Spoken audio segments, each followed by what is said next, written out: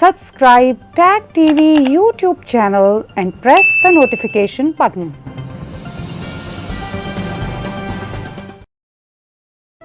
Tag TV UK Talk Show, London Dialogue and Discourse, every Tuesday night 7 p.m. UK time.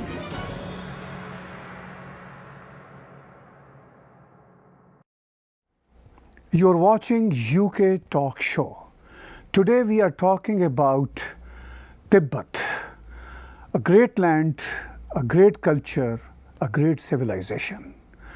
I'm joined with a very dynamic personality who is a renowned Tibetan politician and diplomat. I welcome Mr. Lobsang Nyandak from New York. Welcome, sir. Thank you very much, sir.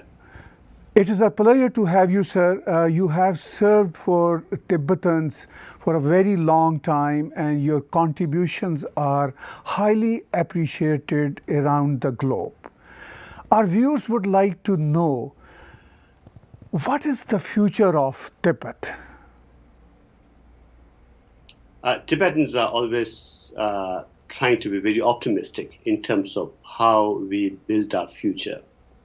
Even though we can understand that under the totalitarian communist regime, Tibetans inside Tibet are facing a tough time today.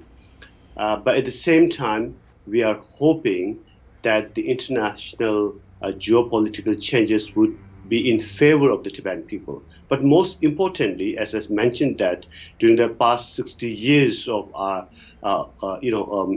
remaining under a subjugation of China, Tibetans' determination and will has never vanished from this world. So we continue to pursue for a meaningful dialogue with the Chinese leadership, and we expect that one day, and pretty soon, China will understand that Tibet issue needs to be resolved, both for the benefits of the Tibetan people as well as for the benefit of the Chinese people and nation.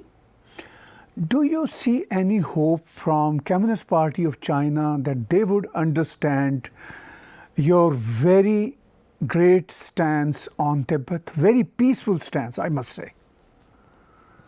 You are right. We have been, since early 1980s, we have been trying to engage the Chinese leaders with an understanding that Tibetans would settle to a genuine autonomy status. But then, we have seen that in the past 30 years, China has failed to positively respond to the proposal that His Holiness the Dalai Lama and Tibetan leadership have presented to them. But nevertheless, we see that there is no other alternative for the Chinese leaders. They know that continued operation of Tibet is not only helpful for the image of the Chinese government, but also in real political terms.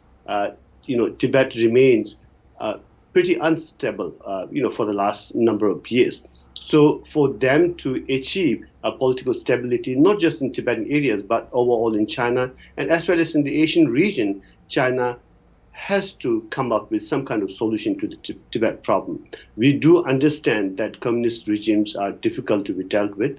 They have been playing politics that could undermine the very survival of the liberal ideologies and values around the world. So, therefore, they are also facing a huge challenge from the international community. In the light of demographic changes done by Communist Party of China, so in that scenario, what do you think the future of Tibet?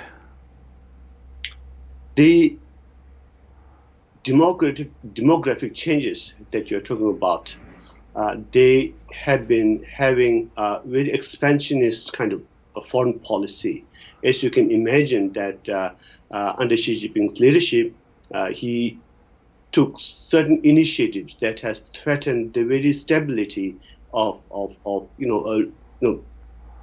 people around the world, including their exertion into the South China Sea, their so-called Belt and Road Initiative, and incursions into different territories of other sovereign countries. So these are all challenging the stability of the entire world. So we understand that China has been a nuisance, particularly in the past, a few months, and that has to change. And China's for their own benefits, as well as for the benefit of the humanity and the entire world, China needs to change. If China doesn't change, the world will make them change, and I'm pretty optimistic about it. So you said if China would not change, the world would change China. Based in New York, do you see any hope from the government of United States that they would pressurize China in terms of their dictatorial mindset towards Tibet? There has been positive changes in the policies and positions, not just of the United States, but in different parts of the world, particularly in Western countries. United States, ever since the Trump administration came into power, they have very strongly stood against the Chinese regime's unfair trade practices in particular. But having said that, now the issue and the relationship between China and the United States have gone beyond the trade issue. It is now more about it is said that it's more about the survival of the liberal ideas and values, and therefore, in order to protect the liberty of people around the world, the United States is taking the lead to fight against the communist influence, throughout the world. So I believe that with this new, even some people term this as a new Cold War. It is too early to decide whether it's going to be a next Cold War or not. But nevertheless, China is feeling the toughness of the international community, and I'm hopeful that the perception of the world against China has already changed, and it will continue to change until China makes positive changes.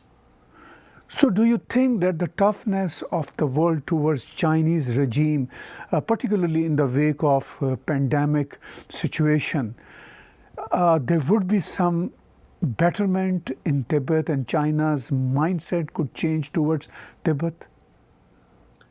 Unfortunately, China has not deterred from international pressure in terms of situation, not just in Tibet, but in other occupied, territories, including Xinjiang and Inner Mongolia. We have had, situations where Chinese communist regimes are now not just only targeting the political and civil rights of the Tibetan people, they're even targeting the very language of the Tibetan people, which means that when a language is targeted, the very essence of a nation and people is also being threatened. The very cultural identity of the Tibetan people is also being threatened. So under such circumstances, China is playing a long time, objective to eradicate the very survival of the rich Tibetan culture and heritage. So this is a huge risk for the Tibetan people. So, similarly, other peoples under Chinese regime, including Xinjiang, Uyghurs and Inner Mongolians, people are facing. So we have to all continue to fight against these repressive policies, which threatens the very survival of our culture and heritage. So I believe that it is the Tibetan people themselves. We have had 156 Tibetans who have self-immolated, to protest against the repressive policies of the Chinese government. Tibetans from entire Tibetan 3 provinces have expressed in some way or the other, how they are dissatisfied with Chinese policies. So in addition to the continued determination and will of the Tibetan people, we are expecting other countries, including United States, including India, and other like-minded countries who would support the Tibetan issue and support the issues of other subjugated minorities inside Tibet. Trump administration is being tough with China. U.S. elections are around the corner, and if Democrats get elected, what do you see the potential of United States support towards Tibetan cause? What I personally view is that the position of each administrations in the White House have been almost the same with regard to the Tibet issue. Even though respective administration has differed in their own position to how to deal with China and communist regime in China, but nevertheless, with regard to Tibet, there has been a Tibet Policy Act of 2002, and this act is now being renewed by the U.S. government. In fact, the U.S. Lower House or House of Representatives have already passed it. Now it's in the Senate. If once it is passed, then there'll be a revised new law that would be followed by any administration, that comes to the White House after the election. So I'm not that worried about it. But having said that, the question here is we have had series of U.S. administrations, but their position on on China, unlike the Trump administration, has been very friendly. It's more of an appeasement policy than directly challenging an adversary in terms of, not just on economy, but in terms of how much bad influences, a communist can bring in the liberal society. Tibetans are having their government in exile in India, and sir, you happen to be a part of that government from a very long time. I would like to know, and my viewers would like to know as well, how would you relate the future of Tibet in terms with India? We have had a historical relationship with India, and we know that the very culture, the very religion that we cherishly preserve, it all came from India. So therefore, the relationship between the Indian and the Tibetans have been age-old, and it's very precious for the Tibetan people. Having said that, the government of India and people is the strongest supporter of the Tibetan people, strongest supporter also in terms of preserving the Tibetan culture and heritage, strongest support also in terms of providing political support. So therefore, despite the fact that Tibetans have been scattered for the last 60 years during the after the occupation of Tibet by China, but we have been able to very strongly not only preserve our identity, but at the same time thrive in this ever-increasing and interdependent world. It's mainly because of the support that the government of India has extended to His Holiness the Dalai Lama and the Tibetan people. Having said that, now about the future, I believe that the relationship between India and China, Tibet will continue to be be friendly, and the government of India will continue to not just support but also help in protection and promotion of the Tibetan culture and identity. So you said that Tibetan culture, identity, and even religious, spiritual beliefs are very close with India. Is there any possibility in future when the world scenario changes, the Tibetans would like to adhere themselves as a part of India? I really cannot say that, because Tibet, as you know, has been existing since the first king of Tibet was enthroned, which is 127 BC. And it's a matter of changes in the administration of Tibet. We had a period in history, especially in the 13th century, where the Mongols ruled Tibet, for over a period of time. And then, today, it's the communist China who's ruling Tibet. So tomorrow it could be Tibetans themselves.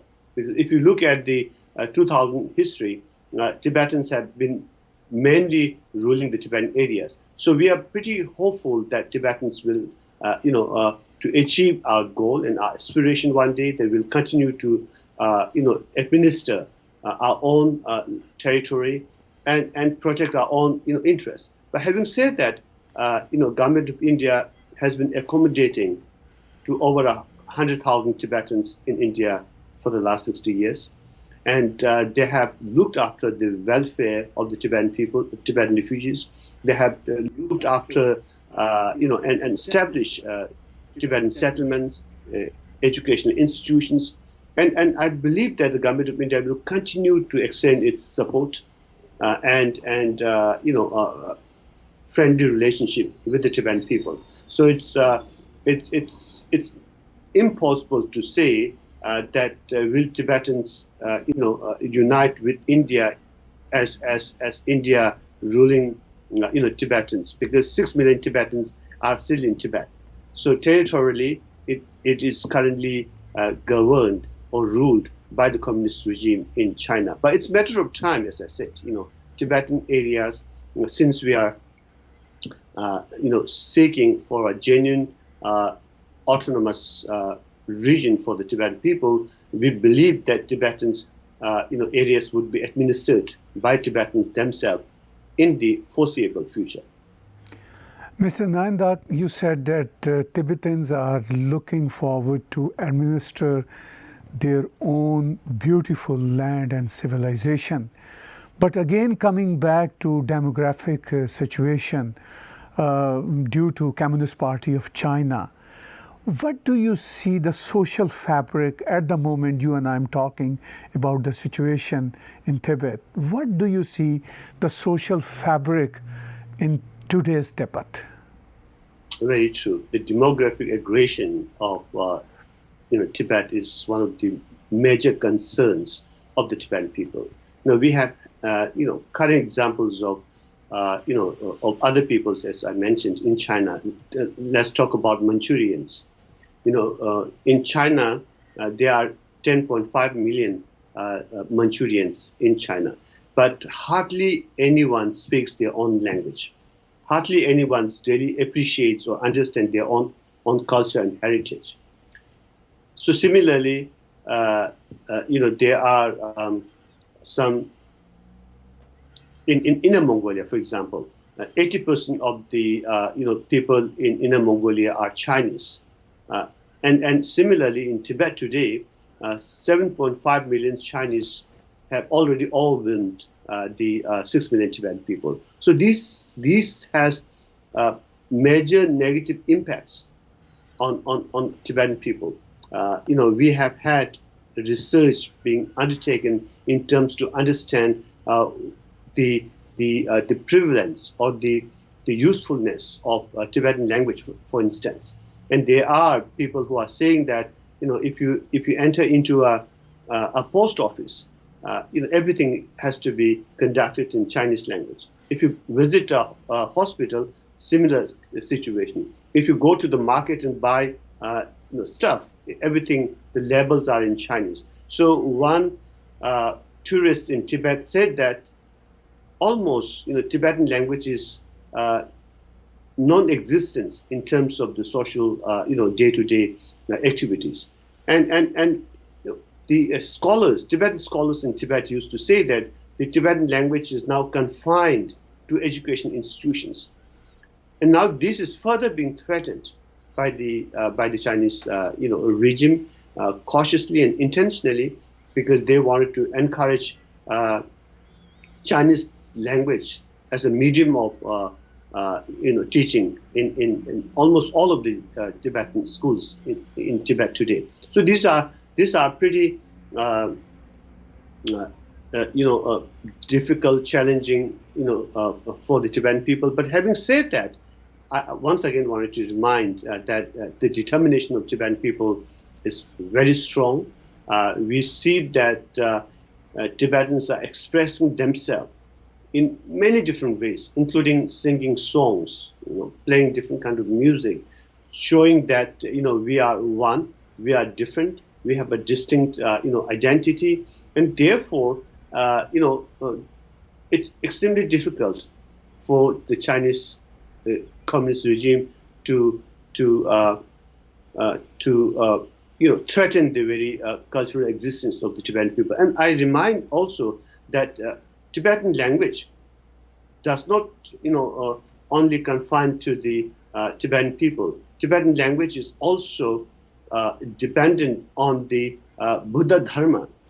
The entire text of Buddha Dharma is only preserved in Tibetan language. So once it is destroyed, it's a huge loss to the entire humanity. So I believe that those Chinese leaders with common sense will appreciate that language is something extremely important for the preservation of the Buddhist Buddha Dharma and Buddhist culture around the world.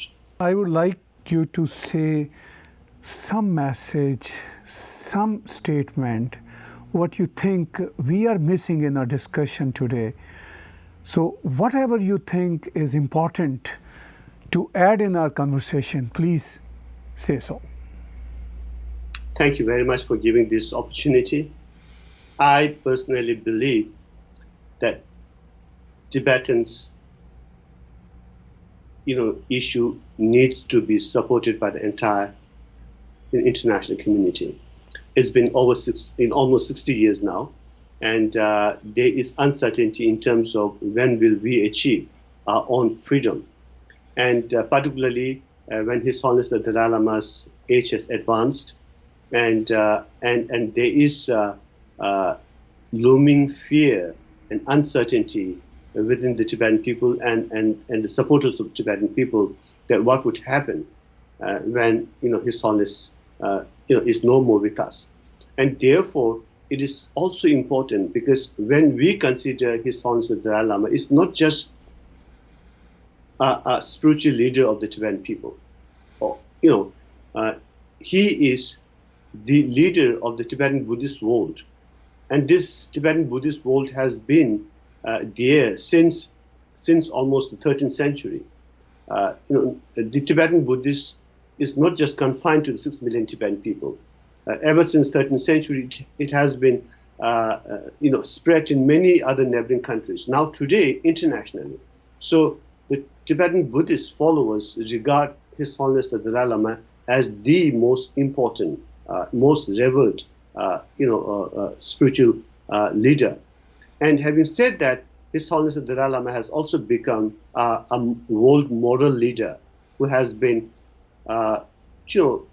striving in terms of promoting human values, striving in terms of promotion of, religious harmony, and a peaceful world. So his stature today in the world is so important, and therefore protection and promotion and supporting of His Holiness the Dalai Lama and the Dalai Lama institution is very crucial, not just for the Tibetan people and the followers of Tibetan Buddhism, but to the entire humanity. So support from the international community, is extremely important.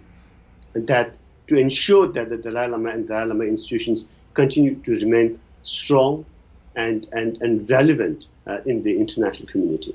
Thank you very much. Thank you very much, sir, for your kind views. And I'm sure our viewers would know more about Tibet and Tibetan struggle for their civilization, for their sovereignty, for their independency. Thank you very much once again for joining us today, sir.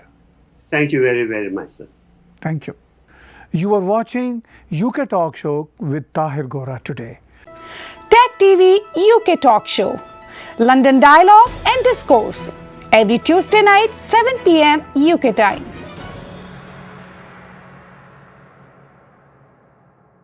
Subscribe Tag TV YouTube channel and press the notification button.